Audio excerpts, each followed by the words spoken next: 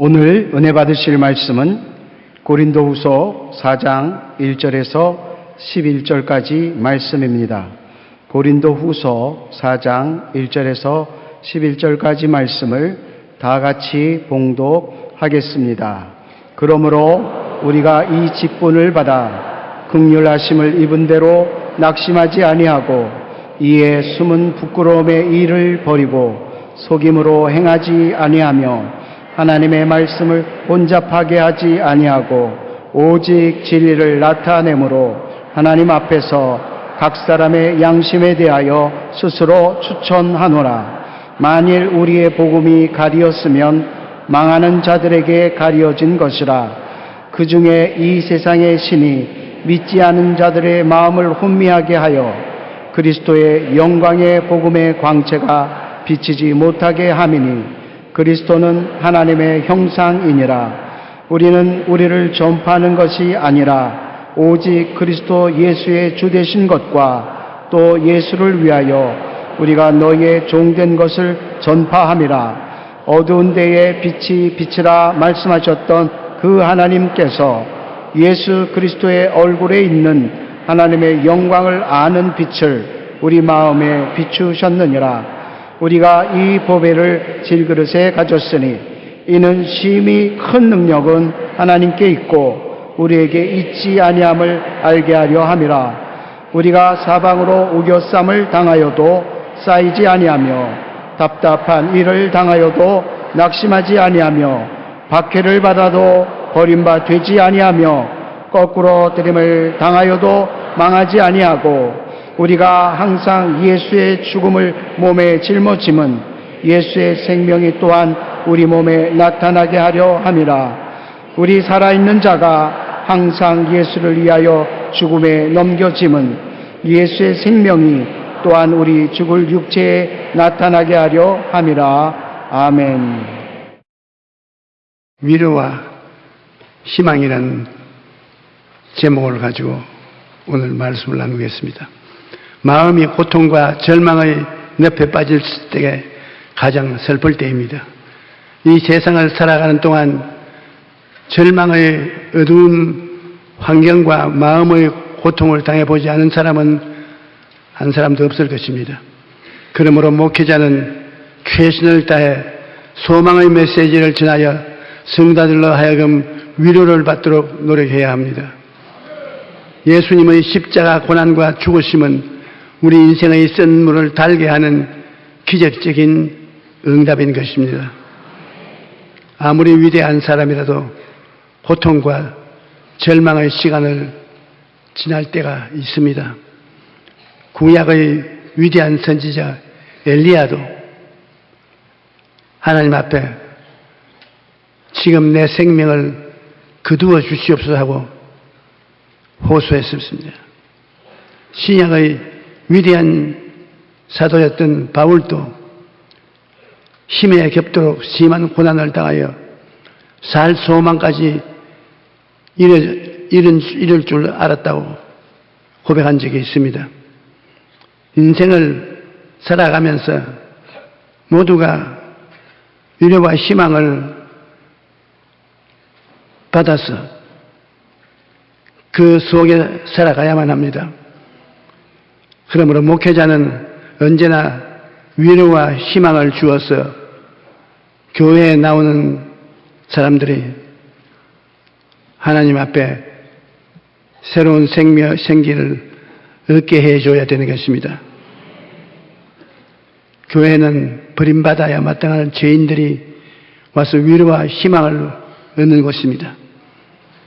아버지 하나님과 예수님과 성령님을 통하여 위로와 희망을 얻고 인생을 새롭게 살아갈 수 있어야 될 것인데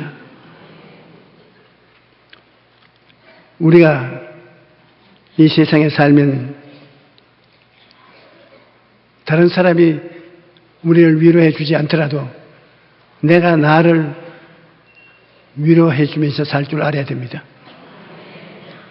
우리나라의 한 대형 서점에서 책과 함께 꽃을 배달하는 서비스를 시작했는데 주문자의 23%가, 즉 4명 중 1명이 타인이 아니라 자기 자신에게 꽃을 선물한답니다. 아무도 꽃을 선물해 준 사람은 없으니까 자기가 책방에 부탁해서 자기 이름으로 꽃을 배달하게 하고 그 안에 메시지를 적은 종이에 가장 많이 사용하는 단어는 용기를 내라, 파이팅, 이렇게 적어서 보내달라고 합니다. 남이 위로해 주기만을 바라지 말고 이런 방법으로 스스로를 위로하여 격려하는 것은 좋은 방법입니다. 생각이 부정적이면 꿈도 믿음도 다 물거품입니다. 이스라엘 백성이 광야 생활에서 가장 고통을 당한 것은 생각이 부정적이 되어 불평 원망의 밧줄에 포박되어 있었다는 것입니다. 민수기 14장 2절로 3절에 보면 이스라엘 자손이 다 모세와 아론을 원망하여 온 회중이 그들에게 이르되 우리가 애굽 땅에서 죽었더라. 이 광야에서 죽었으면 좋았을 것을 어찌하여 야훼가 우리를 그 땅으로 인도하여 칼에 쓰러지게 하려느냐. 우리 처자가 사로잡히리니 애굽으로 돌아가는 것이 낫지 아니하냐. 민수기 14장 26절로 30절에 야훼께서 모세와 아론에게 말씀하여 이르시되 나를 원망하는 이 악한 회중에 내가 어느까지 참으라. 이스라엘 백성이 나를 향하여 원망하는 그 원망하는 말을 내가 들었노라. 그들에게 이르기를 야훼의 말씀에 내 삶을 두어 맹세하노니 너희 말이 내게 귀에 들린 대로 내가 너희에게 행하리니 너희 시체가 이 광야에 엎드려질 것이라. 너희 중에서 20세 이상의 계수된 자 곧 나를 원망한 자 전부가 여분네의 아들 갈렙과 눈의 아들 여호수아 이외에는 내가 맹세하여 너희에게 살게 하리라 한 땅에 결단코 들어가지 못하리라. 부정적인 사람에 대한 하나님의 태도는 단호합니다. 그렇기 때문에 우리는 생각 앞에 파수꾼을 세워서 생각을 지켜야 되는 것입니다.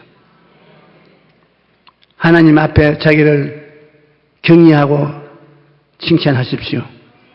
잠언서 4장 23절에 모든 지킬 만한 것 중에 더욱 내 마음을 지켜라. 생명의 근원이 이에서 남이니라. 성경 구절을 많이 외우라는 것은 성경 구절을 가지고서 자기 마음을 지키기 위한 것입니다. 우리가 성경을 외우면 성경 안에 우리를 구원하고 힘을 주는 말씀이 많이 들어있습니다. 자기가 자기를 칭찬하고 보호할 수 있습니다. 빌립보서 4장 6절 7절에 아무것도 염려하지 말고 다만 모든 일에 기도와 간구로 너희 구할 것을 감사함으로 하나님께 아뢰라. 그래야만 모든 지각에 뛰어난 하나님의 평강이 그리스도 예수 안에서 너희 마음과 생각을 지키시리라. 마음과 생각이 보호를 받아야 됩니다. 내 마음과 생각을 아무데나 내등급으로 놓아놓으면 온갖 부정적인 것이 마음과 생각을 부패하게 만드는 것입니다.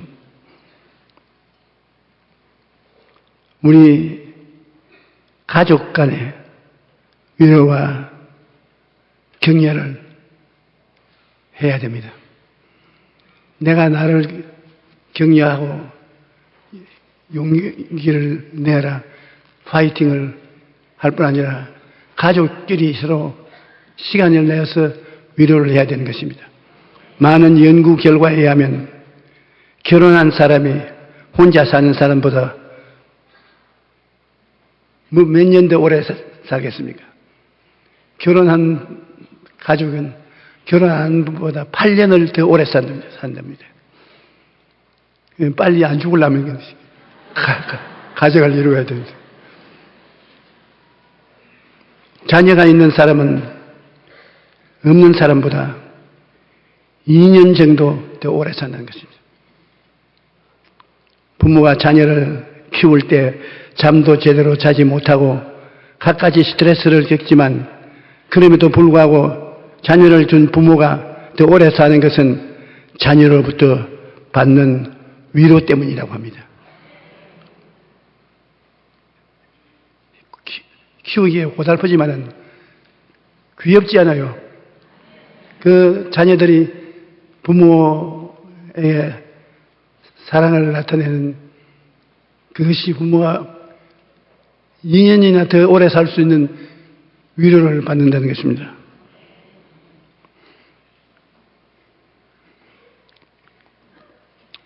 배우자나 자녀가 주는 위로는 인생을 살아가는데 큰 힘이 됩니다. 없으면 좋겠다고 생각할 때가 있지만은 생각을 잘못해서 그런 것입니다. 특히 어렵고 힘든 시기를 지날 때에는 서로 격려하고 지지해 주는 것이 더욱 큰 힘이 되는 것입니다. 그 다음엔 말씀을 통한 하나님의 위로를 등한히 해서는 안 됩니다. 힘들고 어려울 때 가족이나 친구의 위로가 큰 힘이 되기는 하지만 때로는 사람의 말이 아무런 위로가 되지 못할 때가 있습니다. 사랑하는 사람이 뜻하지 않은 사고로 죽었을 때 그 어떤 말로도 위로가 되지 않습니다. 최근에 저희 친구 몇 사람이 자동차 사고로 죽었습니다. 그 미망인 내게 위로의 말을 하러 갔는데 하나님이 왜 우리를 이렇게 하시냐? 우리는 버림받은 사람이다. 살 필요가 없다. 막말을 하는데 인간의 힘으로 위로할 수 없어요. 오직 하나님께서 모든 것이 합동하여 선을 이루게 해주시겠다고 했으므로 짧은 인생을 생각하지 말고 하나님의 영원 속에서 우리가 생각해야 되겠다고 위로하고 격려하고 기도를 해 주었으나 사람의 말로서는 위로될 수 없는 그런 형편이었습니다. 또 며칠 전 발생했던 소래 어시장 화재 사건에 평생을 바쳐 일구어 놓은 삶의 터전이 순식간에 몽땅 재로 변하였는데 그런 일을 당한 사람들에게 어떤 말이 위로가 되겠습니까? 사람의 말로서 말해봤자 아무 위로가 되지 않습니다. 이처럼 극한 고난을 당할 때 이들을 다시 일으켜 세울 수 있는 것은 하나님의 위로밖에 없습니다. 하나님은 영원을 두고 섭리하시고 만물을 가지고 위로하여 주시는 것이기 때문에 하나님만 위로가 되는 것입니다. 시편 19편 7절에 야훼의 율법은 완전하여 영혼을 소생시키는 힘을 가지고 있다고 말하고 있습니다. 그러므로 고난 때뿐 아니라 평소에 늘 일어나 하나님의 말씀을 위로로 삼아야 됩니다. 매일 아침 성경을 펴고 우리를 격려하고 위로하시는 하나님의 말씀을 듣고 하루를 시작하면 그 하루가 위로가 넘치는 하루가 될 수 있습니다. 또 용서와 사랑은 마음을 치료하는 효과를 나타냅니다. 우리가 용서하고 사랑을 하면 우리도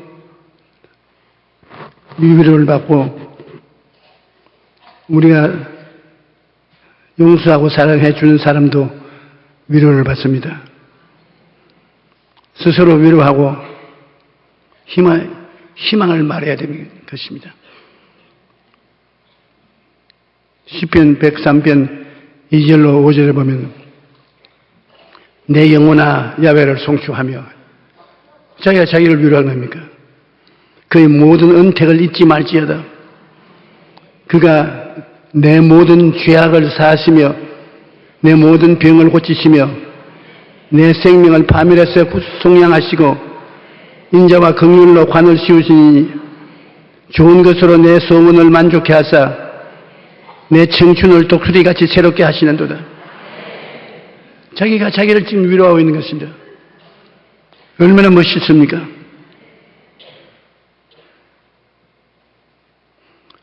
성령님을 통한 위로도 있습니다. 하나님께서는 성경의 말씀뿐만 아니라 우리에게 성령님을 보내어 위로의 힘을 주십니다. 요한복음은 성령을 보혜사라고 부르는데 보혜사로 번역된 헬라어는 파라클레토스는 위로자라는 뜻도 가지고 있는 것입니다. 우리의 늘 함께 하시는 성령께서 피곤한 자에게는 능력을 주시고 무능한 자에게는 힘을 더하시고 야훼를 앙마하는 자에게 새 힘을 주셔서 다른 박질하여도 곤비지 않고 걸어가도 피곤치 않게 하는 능력을 주시는 것입니다.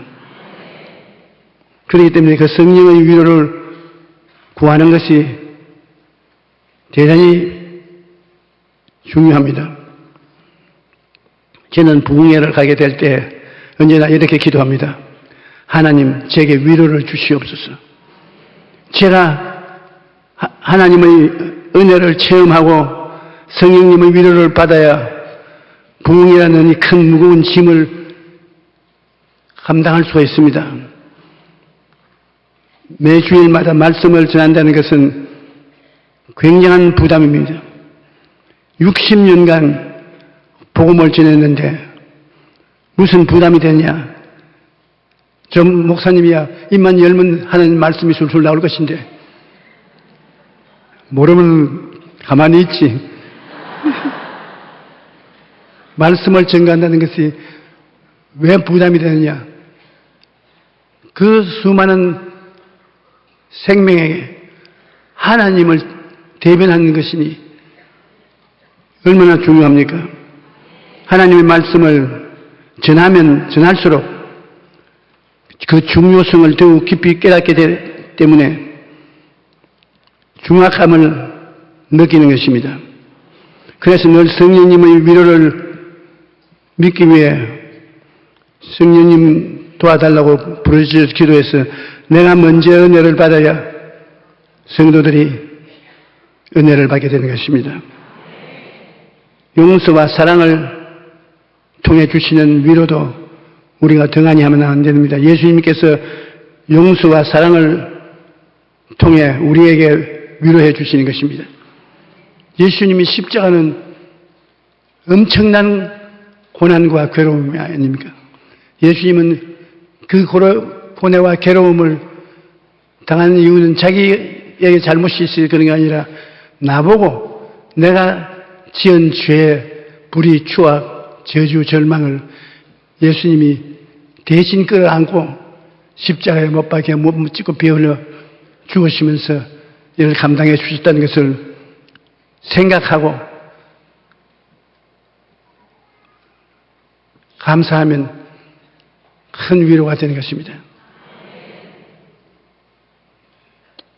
얼마나 아프셨나 못 박힌 그 손가봐 죄 없이 십자가에 매달리신 예수님,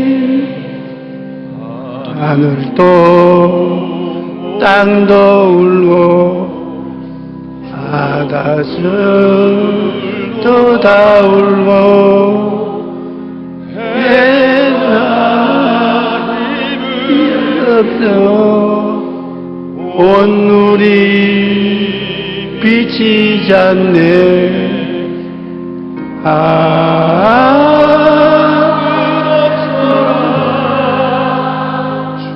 주의 사랑 언제나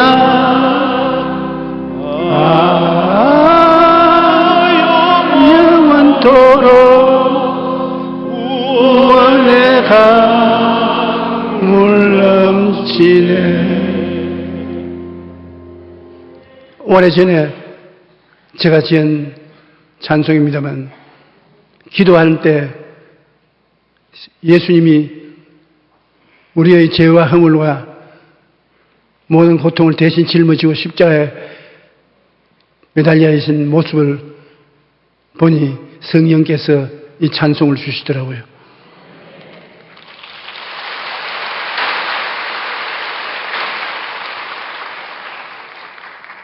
예수님께서 잡히시던 밤에 예수님의 12제자 중 한 사람 베드로는 예수님을 3번이나 모른다고 공개적으로 부인했습니다. 참 베드로는 사랑도 많이 받았지만 배신하는데도 선구자였습니다. 하지만 예수님께서 부활하신 후에 누구를 제일 먼저 찾아갔습니까? 3번이나 예수님을 부인한 베드로를 찾아와서 내가 나를 사랑하느냐? 베드로가 사랑한다고 말씀하면 들었는데 왜 자꾸 묻고 자꾸 묻습니까? 내 양을 쳐라. 베드로는 버림받을 생각을 했습니다. 그런데 예수님이 오셔서 자기를 용납하고 사랑해서 용서해주는 그 따뜻한 위로의 변화가 되는 것입니다. 이 사건은 죄책감에 시달리고 있던 베드로에게 평생 잊지 못할 위로와 격려가 된 것입니다.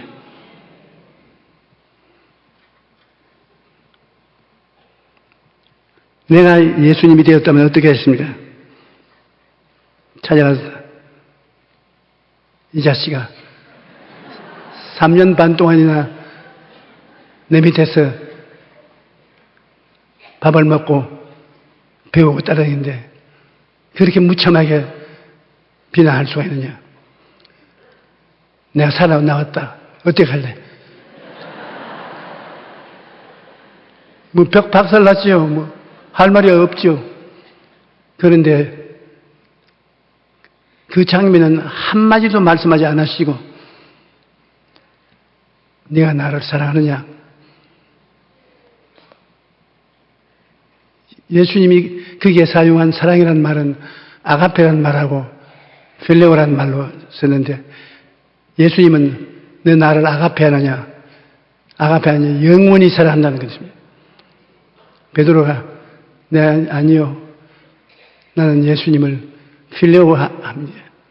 인간적인 사랑을 하지 영원한 사랑을 못합니다.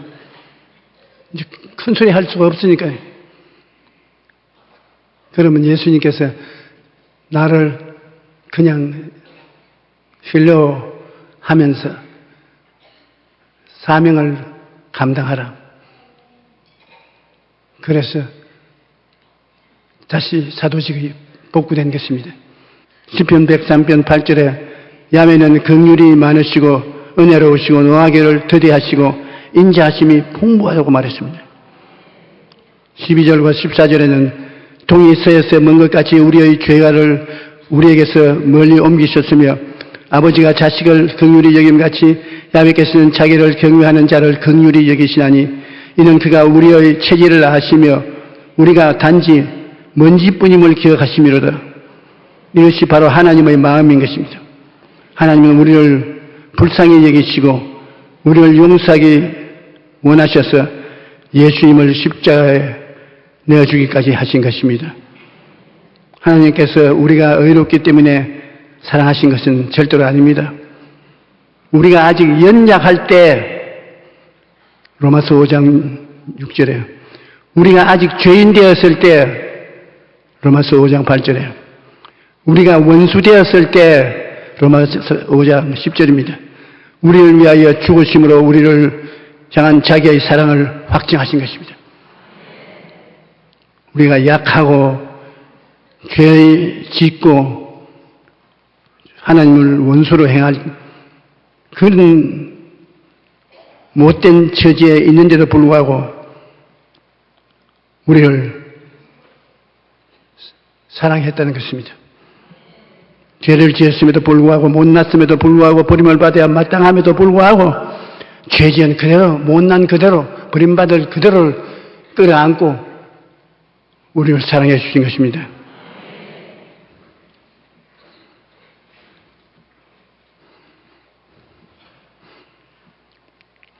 꿈을 주심으로 주님이 또 격려해 주시는 것입니다. 하나님께서는 우리가 고난 가운데 있을 때 우리에게 꿈을 주심으로 위로하고 격려하시는 분이신 것입니다. 창세기를 보면 야곱은 아버지를 속여서 장자의 축복을 받은 후에 형의 보복을 피해서 집을 떠나 어머니 친정 집에 피신을 갔습니다. 외삼촌이 사는 머나멘 땅으로 귀를 떠난 야곱은 밤이 되자 하늘을 지붕 삼고 돌을 벽에 삼아 들판에서 잠을 청했습니다. 그때 야곱의 마음이 어떻겠습니까? 자기의 미래가 어떻게 될까 얼마나 두렵고 불안했을까요? 그런데 그때 하나님께서 꿈에 나타나시 야곱에게 미래에 대한 꿈을 말해 주심으로 그를 격려해 주신 것입니다. 창세기 28장 13절 14절을 보면 나는 야훼니 너희 조부 아브라함의 하나님이요 이삭의 하나님이라.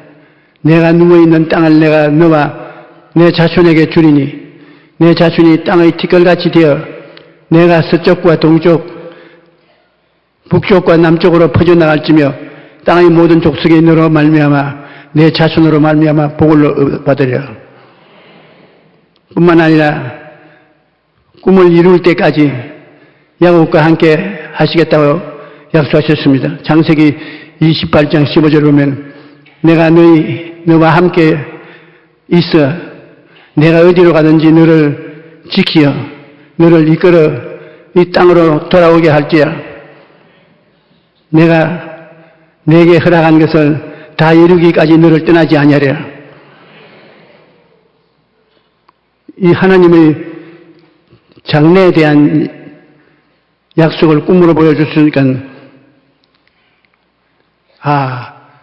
내가 이 들판에서 사놓은 짐승이 날 공격 못할 것이고 외삼촌 집에 가면 외삼촌이 나를 환영해 주겠구나 마음에 안심을 얻을 수 있는 것입니다. 우리 예수 믿는 사람들은 꿈도 귀하게 생각해야 되는 것입니다. 하나님이 주시는 예언적인 꿈이 있습니다. 저는 그런 예언적인 꿈을 많이 꾸는 사람 중에 한 사람입니다. 하나님이 꿈을 주시면 마음에 그것이 큰 위로가 되고 이지하는 반석이 되는 것입니다. 오늘날 하나님은 여러분에게 꿈을 주심으로 격려를 해 주시는 것입니다. 그러나 그 무엇보다도 십자가가 주는 위로는 말할 수 없습니다. 고난을 당한 사람에게 가장 위로가 되는 것은 같은 고난 당해본 사람의 위로입니다. 그런데 예수님께서 우리 인간이 겪는 고난을 다 경험하셨습니다. 배고플 때 먹이고 아플 때 치료해 준 사람들로부터 배신을 당하셨고 수년 동안 함께했던 제자들에게도 배신을 당하셨습니다.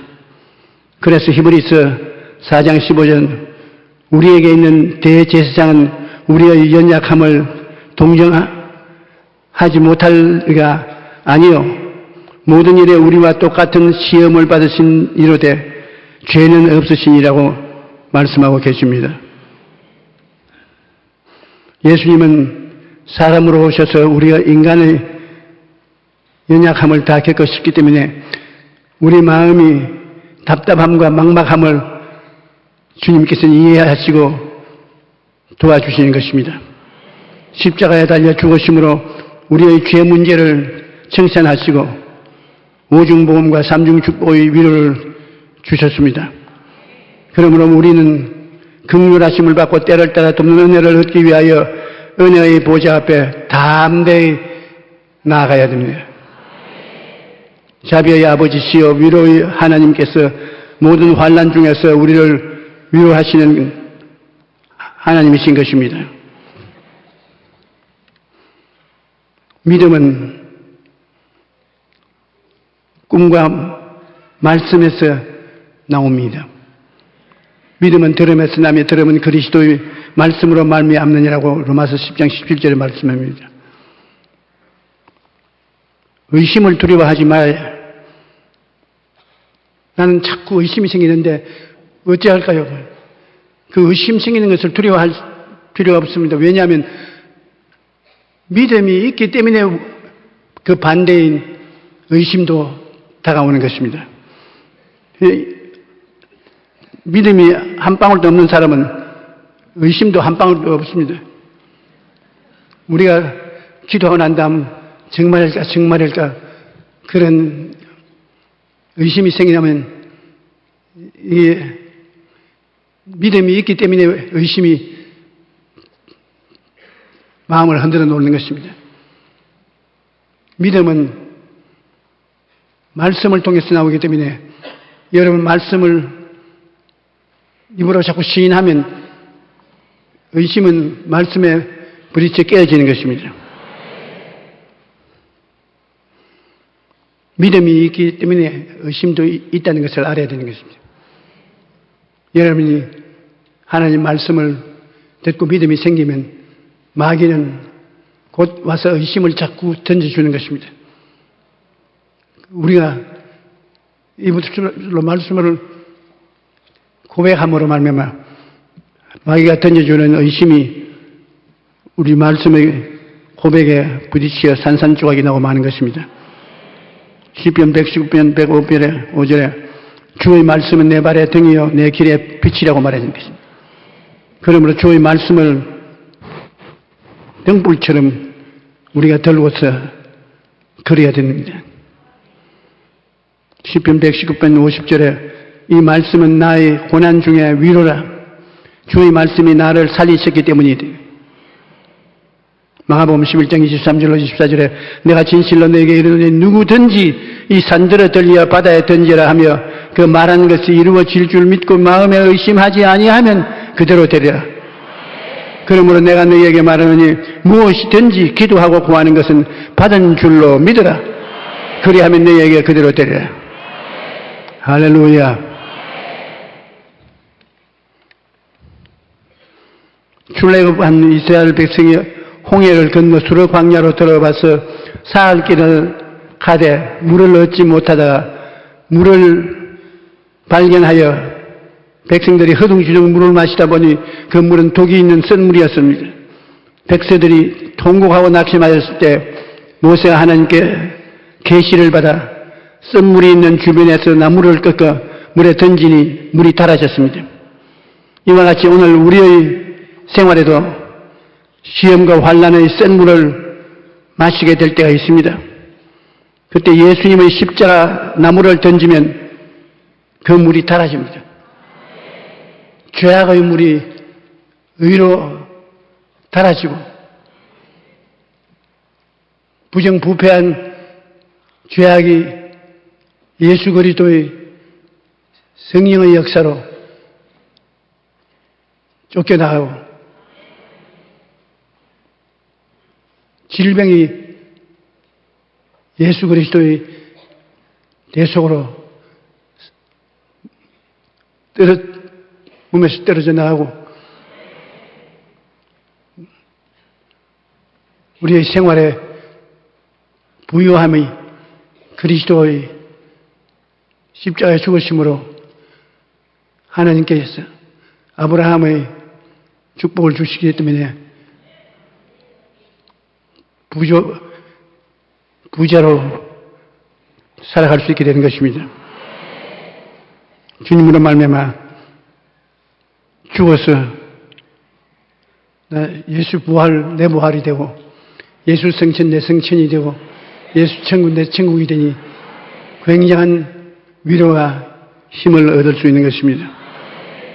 우리가 이 세상에 나가면 수많은 고통을 당하지만 결국은 예수 그리스도의 십자가가 최고의 위로가 되는 것입니다. 그리스도의 십자가를 바라보고 주를 앙망하고 기다리면 주 성령께서 예수 그리스도의 십자가 고통으로 말미암아 주시는 하나님의 위로를 마음에 부어 주심으로 쓴 마음에 달아지는 것입니다. 예수님의 매달리신 십자가는 우리에게 영원한 축복의 근본이 되는 것입니다. 예수님께서 여러분이 십자가를 놓치지 말기를 원하신 것입니다. 주 없이는 우리가 살아갈 수가 없습니다.